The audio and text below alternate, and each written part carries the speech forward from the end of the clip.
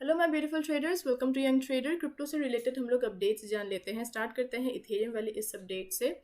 तो जो इथेरियम के रिसर्चर है ना विवेक रहमान, तो उन्होंने यहाँ पे इथेरियम के मर्ज के बारे में कुछ बातें बताई हैं। तो वो सारी बातें मैं आपको बता देती हूँ। सबसे पहले तो उन्होंने बताया है कि एक बार इथेरियम जब मर्ज हो जाएगा या फिर जब ट्रांसफॉर्म हो जाएगा प्रूफ ऑफ स्टेक पे, तब इथेरियम अच्छा खासा टक्कर दे पाएगा बिटकॉइन को। मतलब जो इथेरियम है ना वो फ्लिप अप कर पाएगा बिटकॉइन को। दूसरी बात जो उन्होंने बताई है कि ये जो मर्ज है ना ये सितंबर के महीने में होगा, और मर्ज के बाद जो इथेरियम का मॉनेटरी पॉलिसी है ना वो एकदम ही ट्रांसफॉर्म हो जाएगा। मतलब इथेरियम का जो नेटवर्क है ना वो और ज़्यादा एनवायरमेंटली सस्टेनेबल हो जाएगा, और इथेरियम का जो टोटल सप्लाई है ना वो भी 90% तक घट जाएगा। तीसरी बात जो उन्होंने बताई है कि इथेरियम पे जो इन्फ्लेशन है ना वो बहुत ही ज़्यादा कम हो जाएगा। मेनली जो फी बर्न है वो बहुत ही ज़्यादा कम हो जाएगा। लास्ट बात जो उन्होंने बताई है कि इथेरियम पे जो एडॉप्टेशन स्पेस है ना वो बढ़ता ही जाएगा। अब आते हैं हम नेक्स्ट अपडेट पे। तो जो फिनलैंड है उसने अपने 1889 सीज्ड बिटकॉइन बेच दिए हैं $47 मिलियन पे, और ये $47 मिलियन सीधा जाएगा यूक्रेन को, ताकि यूक्रेन खुद को रिकंस्ट्रक्ट कर पाए। ओके, मतलब मेनली यूक्रेन की मदद करने के लिए ही फिनलैंड ने अपने इतने सारे सीज्ड बिटकॉइन बेच दिए हैं। अब आते हैं थर्ड अपडेट पे। तो जो यूएस के जो फॉर्मर प्रेसिडेंट है डोनाल्ड ट्रंप, उन्होंने यहाँ पे यूएस की इकोनॉमी को वार्न करते हुए कहा है कि अभी के लिए तो यूएस की इकोनॉमी रिसेशन पे है, लेकिन इससे ज़्यादा प्रॉब्लम आ सकती है, वो है डिप्रेशन।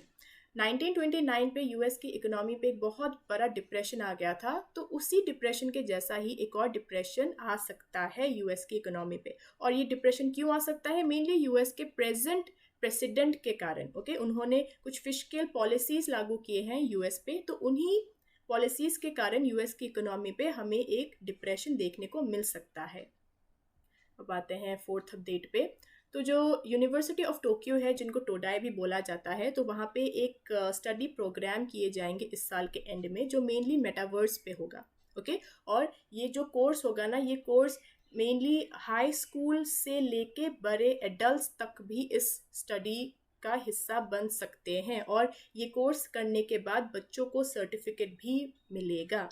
और इसका जो मेन एम है, मतलब ये जो प्रोजेक्ट है ना, इसका मेन एम यही है कि लोगों के जो स्किल्स हैं डिजिटल ट्रांसफॉर्मेशन से रिलेटेड या फिर एडवांस टेक्नोलॉजीज से रिलेटेड, मेनली उन स्किल्स को बढ़ाने के लिए। और यहाँ पे फ़र्क नहीं पड़ता कि इंसान की उम्र कितनी है, या फिर उसका जेंडर कैसा है, या फिर वो कौन सी जगह से आया है, या फिर मतलब उसका जो बैकग्राउंड है उससे कोई फ़र्क नहीं पड़ता है। बस इंजीनियरिंग और साइंस से रिलेटेड बस चीज़ें फैलनी चाहिए लोगों के बीच में, यही एम है इसका। अब आते हैं सेकेंड लास्ट अपडेट पे। तो कल एक न्यूज़ निकल के आई थी कि जो FTX है वो लिक्विडिटी प्रोवाइड करेगी अपने वॉयजर के कस्टमर्स को। तो वॉयजर ने उस ऑफ़र को रिजेक्ट कर दिया है। FTX के इस ऑफ़र को कम्प्लीटली रिजेक्ट कर दिया है। वॉयजर के अकॉर्डिंग ये जो ऑफ़र है ना, इससे सिर्फ FTX को ही फ़ायदा होगा, वॉयजर के कस्टमर्स को कोई फ़ायदा नहीं होगा इससे। इसीलिए ही वॉयजर ने इस ऑफ़र को कम्प्लीटली रिजेक्ट कर दिया है। अब आते हैं लास्ट अपडेट पे। तो जो फ्रैंक्स फाइनेंस के जो फाउंडर हैं, उन्होंने यहाँ पे बताया है कि जो स्टेबल कॉइन्स के जो प्रोजेक्ट्स हैं ना, उनको और थोड़े कोलैबोरेटिव अप्रोच करने चाहिए। मतलब कोलैब करके प्रोजेक्ट्स करने चाहिए, ताकि स्टेबल कॉइन्स की जो लिक्विडिटी है ना वो ग्रो हो सके, और इकोसिस्टम को ओवरऑल मतलब एक ग्रोथ मिल सके। मतलब एक साथ आके एक टीम वर्क करके डेवलप करना चाहिए एक दूसरे को, क्योंकि जब तक स्टेबल कॉइन्स एक दूसरे के साथ कोऑपरेट करके काम करेंगे ना, तब ओवरऑल डेवलपमेंट होगा। मतलब और स्टेबल कॉइन्स के बीच में कोई भी कंपटीशन नहीं होगी। ओके, मतलब टीम वर्क को उन्होंने यहाँ पे दर्शाया है। ओके, तो आज के लिए बस इतना ही। Thank you for watching the video. अगर आपको अच्छा लगा हो तो लाइक कर दीजिएगा, चैनल को भी आप सब्सक्राइब कर दीजिए, क्योंकि मैं रोज़ ही क्रिप्टो से रिलेटेड अपडेट्स लाती हूँ। मिलते हैं नेक्स्ट वीडियो पे, तब तक के लिए बाय बाय।